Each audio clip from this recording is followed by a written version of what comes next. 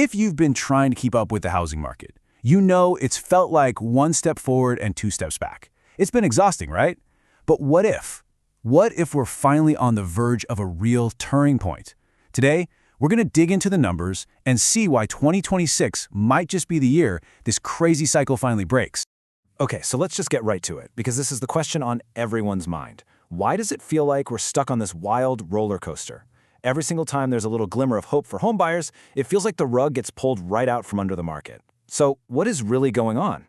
Well, it really boils down to this incredibly frustrating cycle. A pattern of hope followed by heartbreak. We've seen this play out again and again and again over the last few years, and it's given just about everyone a serious case of whiplash. And this slide really nails it. It's what you could call a stop-and-go market. You see, home sales start to pick up a little steam when mortgage rates dip. We all breathe a little sigh of relief. But then, boom, almost overnight, rates shoot back up over that dreaded 7% mark, and all that positive momentum just vanishes. Poof.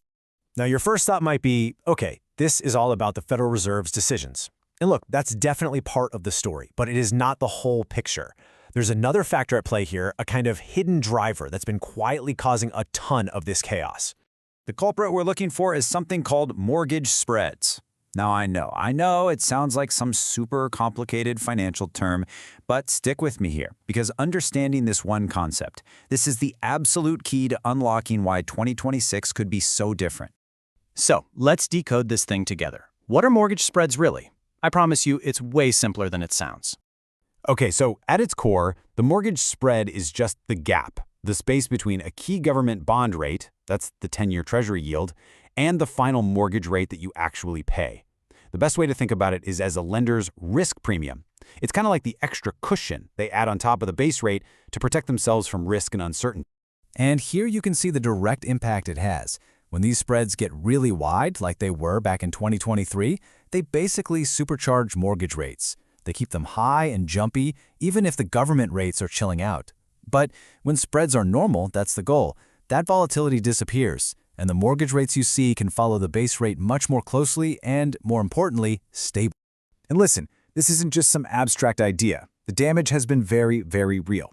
As the source material points out, these wider-than-normal spreads have, and I quote, very damaging to housing demand, basically kicking countless potential buyers to the sidelines. But here comes the good news. This is really the heart of our explainer today. A big shift is happening right now. After years of being totally out of whack, things are finally starting to get back to normal. This whole process of normalization, it really got its start back in September 2024. That's when the rate cut cycle truly got going. And that in turn set the stage for where we are right now, with those super important mortgage spreads finally shrinking back down toward their historical comfort zone. So, where are we at this very moment? The current mortgage spread is sitting at 1.88%. Now, that number by itself might not sound like much, but trust me, when you put it in context, it's actually a huge deal. You see, the historical sweet spot, that normal healthy range we want to be in, is between 1.60% and 1.80%. So at 1.88%, we are literally knocking on the door of being back to normal. We are almost there. Okay, so this brings us to the big payoff. Let's connect all these dots and see why 2026 is shaping up to be a totally different ballgame for anyone trying to buy a home. This chart right here, this is the aha moment. Just look at the difference. If we still had those toxic high spreads from 2023, mortgage rates today would still be above 7%.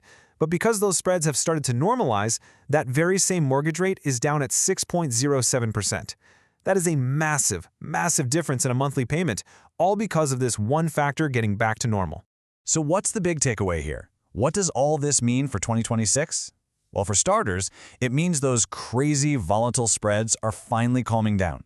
This creates a much more stable foundation for mortgage rates, which gives them a much better chance of not just getting lower, but staying lower for longer.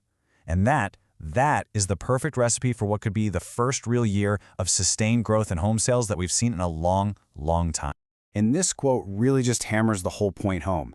2026 is so important because it's poised to be the first year where we start the year with spreads already close to where they should be. It gives us that stability right from the get-go. So it seems like the volatility that has been plaguing the market for years might finally be easing up, which brings us to one final huge question to think about.